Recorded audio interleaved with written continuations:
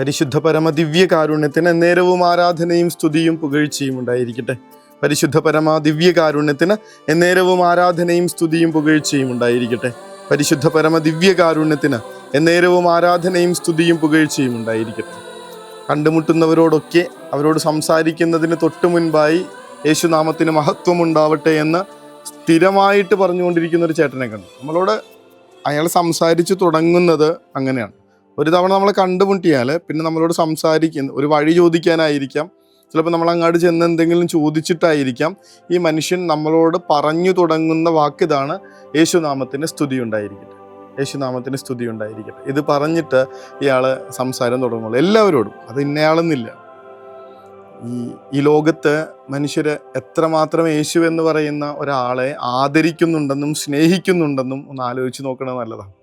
അത് ദൈവമായിട്ട് കണക്കാക്കാത്തവർ കൂടെ കർത്താവിനെ എത്രമാത്രം സ്നേഹിക്കുന്നുണ്ടെന്ന് അറിയണത് നല്ലതാണ്. ഇന്നത്തെ സുവിശേഷം വളരെ വ്യക്തമായിട്ട് അത് കാണിച്ചു തരുന്നുണ്ട്. നിങ്ങൾ എന്തുകൊണ്ടാണ് അവനെ കൊണ്ടുവരാതിരുന്നത്? അവനെ ബന്ധിക്കാനായിട്ട് പറഞ്ഞു വിട്ട ആൾക്കാരോട് ഫരിസേയർ ചോദിക്കുന്ന കാര്യമാണ്, പുരോഹിത പ്രമുഖന്മാരെ ചോദ്യം ചെയ്യുന്നതാണ്, നിങ്ങൾ എന്തുകൊണ്ടാണ് അവനെ കൊണ്ടുവരാഞ്ഞത്? അവർ മറുപടി പറഞ്ഞു, അവനെപ്പോലെ ആരും ഇതുവരെ സംസാരിച്ചിട്ടില്ല. അവനെപ്പോലെ ഇങ്ങനെ വാക്കുകളിൽ നിറഞ്ഞു നിന്നൊരു തെളിച്ചം ഉണ്ടായിരുന്നു. അവൻ്റെ അടുത്ത് ചെല്ലുമ്പോൾ നമുക്ക് കിട്ടുന്നൊരു സ്നേഹാനുഭവം ഉണ്ടായിരുന്നു. അവനെ കണ്ടു കഴിയുമ്പോൾ മനുഷ്യൻ്റെ ഉള്ളിൽ നിന്ന് വരുന്നൊരു ആന്തലുണ്ടായിരുന്നു. കർത്താവെ, എന്തൊരു മാറ്റമാണ് ജീവിതത്തിൽ ഉണ്ടാവണമെന്ന് ശരിക്കും ആലോചിച്ച് നോക്കിയാൽ മതി. മത്തായിനെ കർത്താവ് കാണുമ്പോൾ ചുങ്കസ്ഥലത്തിരിക്കുന്ന ഒരാൾക്ക് ഒറ്റ നോട്ടത്തിൽ ഞാനിവിടെ അല്ല, ഐ ഡോണ്ട് ബിലോങ് ഹിയർ എന്ന് പറഞ്ഞിട്ട് ആ ചുങ്കപ്പുര വിട്ടിറങ്ങുന്നൊരു കാഴ്ചയുണ്ട്. പത്രോസ്ലിഹിയെ കർത്താവ് നോക്കുന്ന നേരത്ത്, എൻ്റെ തമ്പുരാനെ, ഞാൻ നിന്നെ ഒറ്റിക്കൊടുത്തല്ലോ, ഞാൻ തെറ്റിപ്പോയല്ലോ എന്ന് പറഞ്ഞൊരു വാവിട്ട് നിലവിളിയുണ്ട്. ആ ഒരു നോട്ടം, അവൻ്റെ ഒരു ഒറ്റ വാക്കുകൊണ്ട് എത്ര മനുഷ്യരുടെ ജീവിതമാണ് ഇങ്ങനെ മാറ്റപ്പെട്ടതെന്നുള്ളത് വചനത്തിൽ കാണാൻ പറ്റും. ഞാനും നിന്നെ വിധിക്കുന്നില്ല എന്ന് ഒരു സ്ത്രീയോട് പറയുമ്പോൾ അവൾ അങ്ങനത്തെ ഒരു വാക്ക് ഇതുവരെ കേട്ടിട്ടില്ല. നീ സുഖപ്പെടാൻ ആഗ്രഹിക്കുന്നുണ്ടോ എന്ന് ചോദിക്കുമ്പോൾ അതിന് അധികാരമുള്ളവനും അതിന് സർവശക്തനുമായ ഒരാളാണ് വന്ന് ചോദിക്കണം. അത് പറ്റും.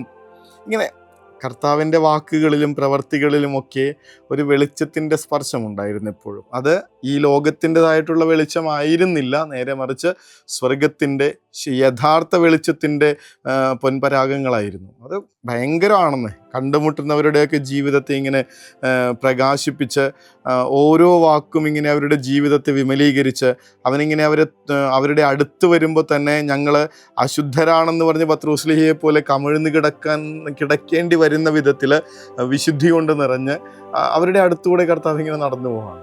എന്നിട്ട് അവരെ ചേർത്ത് പിടിച്ച് കഴിയുമ്പോൾ അവരുടെ ജീവിതത്തിലുണ്ടാവുന്ന മാറ്റം ഒന്ന് ആലോചിച്ച് നോക്കി. ഈ നമ്മുടെ നാട്ടിൽ ഒരു ഗുരുവിനെ കുറിച്ച് അത് പറഞ്ഞു കേട്ടിട്ടുണ്ട്. ചെറുപ്പക്കാർ അദ്ദേഹത്തിൻ്റെ അടുത്ത് പോയിരുന്നത് വെറുതെ ഒന്ന് പോയിരിക്കാൻ വേണ്ടിയിട്ട്, വെറുതെ ആള് പറയണതൊക്കെ ഒന്ന് കേട്ടിട്ട് ഇങ്ങോട്ട് പോരാ, ചിലപ്പോൾ ഒരു ഹഗ് കിട്ടിയാലായി, അല്ലെങ്കിൽ വളരെ മനസ്സ് മടുത്തിരുന്ന സമയത്ത് അവിടെ ചെല്ലുന്നു, ഇത്തിരി നേരം പുള്ളിയുടെ കേൾക്കുന്നു, തിരിച്ചു പോരുന്നു. അതോടുകൂടെ ലൈഫ് പിന്നെ റീസ്റ്റാർട്ടിങ്ങാണ്, ഒരു റീജുവനേറ്റിംഗ് എന്നൊക്കെ പറയണ വിധത്തിലാണ്. കർത്താവിൻ്റെ അടുത്ത് ചെല്ലുമ്പോൾ ഈ ലോകത്തുള്ള മനുഷ്യർക്ക് മുഴുവൻ കിട്ടുന്ന ഈ ഒരു ഫീല് അവൻ്റേതാണെന്ന് പറയണം. നമുക്ക് കിട്ടാത്തത് എന്താണെന്നുള്ളതാണ് പ്രയാസം. വിശുദ്ധ ലൂക്കായുടെ സുവിശേഷം 16-ാം അധ്യായത്തിലാണ് നമ്മൾ വായിക്കുന്നത്. അവനിൽ നിന്ന് ശക്തി പുറപ്പെട്ട എല്ലാവരെയും സുഖപ്പെടുത്തിയിരുന്നു. കലൂര് പള്ളിയിൽ ചെല്ലുമ്പോൾ, നൊവേന പള്ളിയിൽ ചെല്ലുമ്പോൾ ഞാൻ എപ്പോഴും ആലോചിക്കുന്ന ഒരു കാര്യമാണ്, ഒരുപാട് മനുഷ്യരിങ്ങനെ രോഗസൗഖ്യം കിട്ടിയതും ജീവിതത്തിൻ്റെ പ്രശ്നങ്ങൾ മാഞ്ഞതോ ഒക്കെ ആയിട്ടുള്ള കാര്യങ്ങൾ വന്ന് പറയുമ്പോൾ അവരിൽ ഭൂരിഭാഗം പേരും ഇങ്ങനെ ക്രിസ്ത്യാനിയായി ജീവിച്ച് വളർന്നവരല്ല, നേരെ മറിച്ച് ക്രിസ്തുവിനെ അറിഞ്ഞ അവൻ്റെ കൂടെ ഇങ്ങനെ നിൽക്കുന്നവരെ. ഇപ്പോൾ അങ്ങനെ വളർന്ന് ചെറുപ്പം മുതലേ കർത്താവിനെ അറിയാനായിട്ട് ഭാഗ്യം കിട്ടിയ മനുഷ്യരിലേക്ക് എന്തുകൊണ്ടായിരിക്കും അവനിൽ നിന്ന് ശക്തി പുറപ്പെട്ടവരെ സുഖപ്പെടുത്താതിരിക്കുന്നുള്ളത് വലിയൊരു ചോദ്യമായിട്ട് ഇങ്ങനെ ഇപ്പോഴും മാറും. അത് ഞാനടക്കമുള്ള എല്ലാവരെ കുറിച്ചാണ് പറയണേ. പുറത്തുള്ള ഒരാള് അവർക്ക് കിട്ടണ്ടെന്നല്ല പറയണേ, പക്ഷെ അത്രമാത്രം അവരെ കർത്താവിനെ ആദരിക്കുന്നു. ദൈവമായിട്ടല്ലെങ്കിൽ പോലും അവർ കർത്താവിൻ്റെ വാക്കുകൾ അത്രയ്ക്ക് വിലമതിക്കുന്നുണ്ട്. അവൻ്റെ ഒരു സ്പർശനത്തിന് വേണ്ടി അവർ കാത്തിരിക്കുന്നുണ്ട്. അവൻ തൊട്ട് കഴിഞ്ഞാൽ അവരുടെ ജീവിതത്തിൽ മാറ്റം വരുമെന്ന് വിശ്വസിക്കുന്നുണ്ട്. പക്ഷെ നമുക്ക് സ്വന്തമായി കിട്ടിയ ഒരാളെ നമ്മളിങ്ങനെ വിലമതിക്കുന്നില്ല എന്നുള്ളതാണ് പ്രയാസം. കർത്താവ് പറയുന്നുണ്ടല്ലോ, തൻ്റെ നാട്ടുകാരോട് തന്നെ പറയുന്നുണ്ട്, നിങ്ങൾ തള്ളിക്കളഞ്ഞ കല്ല് അത് മൂലക്കല്ലായിട്ട് തീരുന്നു. അത് പൗലോസ് അപ്പോസ്തലൻ വഴിയായിട്ട് നമ്മൾ വചനത്തിൽ വായിക്കേണ്ടതാണ്. തള്ളിക്കളയായിരുന്നു. പ്രവാചകനായിട്ട് പോലും അവൻ അംഗീകരിക്കുന്നില്ല. ഫരിസേയരും പുരോഹിത പ്രമുഖരൊക്കെ പറയുന്ന കാര്യം അതാണ്. നിങ്ങൾ അധികാരികളിലോ ഫരിസേയരിലോ ആരെങ്കിലും അവനിൽ വിശ്വസിച്ചിട്ടുണ്ടോ? നിങ്ങൾ വഞ്ചിതരായോ എന്നൊക്കെ ചോദിക്കുന്നുണ്ട്. അവസാനം നിക്കോദെമോസിനെയും അവർ ചോദ്യം ചെയ്യുന്നുണ്ട്. നീയും ഗലീലയിൽ നിന്നുള്ളവനാണോ? പരിശോധിച്ചു നോക്കുക, ഒരു പ്രവാചകനും ഗലീലയിൽ നിന്ന് വരുന്നില്ല. കർത്താവിനെ ഇങ്ങനെ മാറ്റി നിർത്തി അവനെ അംഗീകരിക്കാതെ അവൻ്റെ സ്വന്തം ജനത നിൽക്കുമ്പോൾ പുറത്തു നിന്നുള്ള മനുഷ്യര് അവനെ അന്വേഷിച്ച് അവൻ്റെ വെളിച്ചത്തിലേക്ക് വരുന്നൊരു കാഴ്ചയാണ് നമ്മൾ കണ്ടുകൊണ്ടിരിക്കുന്നത്. കർത്താവെ, അങ്ങയെ തിരിച്ചറിയാൻ, അങ്ങയിലേക്കൊന്ന് ചേർന്ന് നിൽക്കാൻ ഞങ്ങൾക്ക് കൃപ തരണമേ എന്നൊന്ന് പ്രാർത്ഥിച്ചു തുടങ്ങണമെന്നേ. ശരിക്കും തള്ളിക്കളഞ്ഞ കല്ല് മൂലക്കല്ലായി തീർന്ന കണക്ക് കർത്താവെ, ഞങ്ങളുടെ ജീവിതത്തിൻ്റെ അടിസ്ഥാനം ഇനി നീ തന്നെയായി തീരാൻ വേണ്ടി ഞങ്ങൾ പ്രാർത്ഥിക്കുകയാണ്. നിന്റെ ജനമെന്ന് പറയുമ്പോഴും നിന്നിൽ നിന്നൊരു അനുഗ്രഹവും വരാൻ പറ്റാത്ത വിധത്തിൽ ഞങ്ങൾ നിന്നെ അവഗണിച്ചു കളഞ്ഞതിനെ ഓർത്ത് മനസ്തപിക്കുകയാണ് തമ്പുരാനെ. ഏറ്റവും പശ്ചാത്താപത്തോടുകൂടെ ഏറ്റുപറയേണ്ട കാര്യമാണിത്. കർത്താവിനെ നമുക്ക് കിട്ടിയിട്ട് അവൻ നമ്മുടെ സ്വന്തമായിരുന്നിട്ട് അവൻ്റെ ജനമാണെന്ന് അവൻ നമുക്ക് ഉറപ്പ് തന്നിട്ട് നമ്മൾ അവനെ മനസ്സിലാക്കാതെ, അവൻ്റെ മഹത്വത്തെ തിരിച്ചറിയാതെ അവനിൽ നിന്ന് അകന്ന് നടക്കുന്നുണ്ട്. കർത്താവെ, നിന്നെ തിരിച്ചറിയുക, അവിടുത്തെ കാഴ്ചയുടെ അഞ്ജനം കൊണ്ട് എൻ്റെ കണ്ണെഴുതണമേ എന്നുള്ളൊരു പ്രാർത്ഥനയുണ്ട് വെളിപാട് പുസ്തകത്തിൽ. ശരിക്കും ഈ പരിശുദ്ധ കുർബാനയിൽ അടങ്ങിയിരിക്കുന്ന കർത്താവിനെ നമ്മൾ മനസ്സിലാക്കിയിട്ടില്ല എന്നുള്ളതാണ് സത്യം. അവൻ്റെ ജനമാണെന്ന് പറയുന്ന മനുഷ്യർ അവനിലേക്ക് ഓടിയെടുക്കേണ്ടത് തീർച്ചയായും അവൻ സ്ഥാപിച്ച ഈ പരമപരിശുദ്ധ കൂദാശയിലേക്ക് ആയിരുന്നില്ലേ? അത്രയ്ക്ക് ഒരടുപ്പം നമുക്ക് സ്വന്തമായി കിട്ടിയ ഒന്നിനെ നമ്മൾ വിലമതിക്കാതെ മാറ്റി വെച്ചേക്കാം.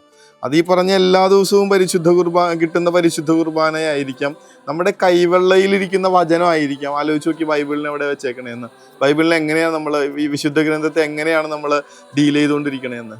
എല്ലാ ദിവസവും ഒരു 24 മണിക്കൂറിൽ 20 മണിക്കൂറും മൊബൈൽ ഫോൺ കയ്യിൽ പിടിക്കണം. നമ്മൾ ഒരു 10 മിനിറ്റ് ഈ വിശുദ്ധ ഗ്രന്ഥം കയ്യിൽ നമ്മൾ എടുക്കുന്നില്ല എന്നുള്ളതാണ് പ്രയാസം. നമുക്കിങ്ങനെ എല്ലാം ടേക്കൺ ഫോർ ഗ്രാൻറ്റഡ് എന്ന് പറഞ്ഞ് നിൽക്കുകയാണ്. ആ സമയത്ത് പുറത്തുള്ളവർ അവനെ തിരിച്ചറിയുന്നുണ്ട്. ഈ ലോകത്തിൻ്റെ ഗതിവിഗതികൾ മാറ്റിയ സർവശക്തനായ ദൈവം, ഈ ലോകത്തെ രണ്ടായി തിരിച്ച അവൻ്റെ ജനനം, ഈ ലോകത്തിൻ്റെ പ്രയാസങ്ങളുടെ മീതെ സ്വർഗത്തിൻ്റെ കനിവുമായി നടന്ന അവൻ്റെ കരുതൽ, ഇതൊന്നും നമ്മൾ മനസ്സിലാക്കുന്നില്ല എന്നുള്ളതാണ് പ്രശ്നം. അങ്ങയുടെ ജനമെന്ന രീതിയിൽ തന്നെ അങ്ങയെ ശരിക്കും മനസ്സിലാക്കി ജീവിക്കാൻ വേണ്ട തെളിച്ചം ഞങ്ങൾക്ക് നൽകണമേ എന്ന്, അങ്ങയോടുള്ള അടുപ്പവും അങ്ങയിലേക്കുള്ള ശരണവും ഞങ്ങൾക്ക് നൽകണമേ എന്ന അപേക്ഷയോടുകൂടെ നമുക്ക് അവിടുത്തെ അനുഗ്രഹം സ്വീകരിക്കാനായിട്ട് ഒരുങ്ങാം. കർത്താവിൻ്റെ ആശീർവാദം.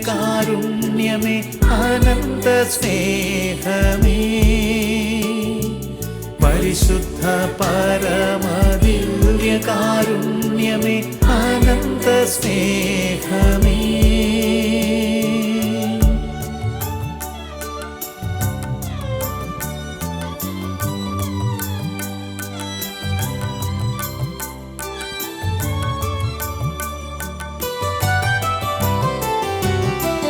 പരിശുദ്ധ പരമ ദിവ്യ കാരുണ്യത്തിന് എന്നേരവും ആരാധനയും സ്തുതിയും പുകഴ്ചയും ഉണ്ടായിരിക്കട്ടെ.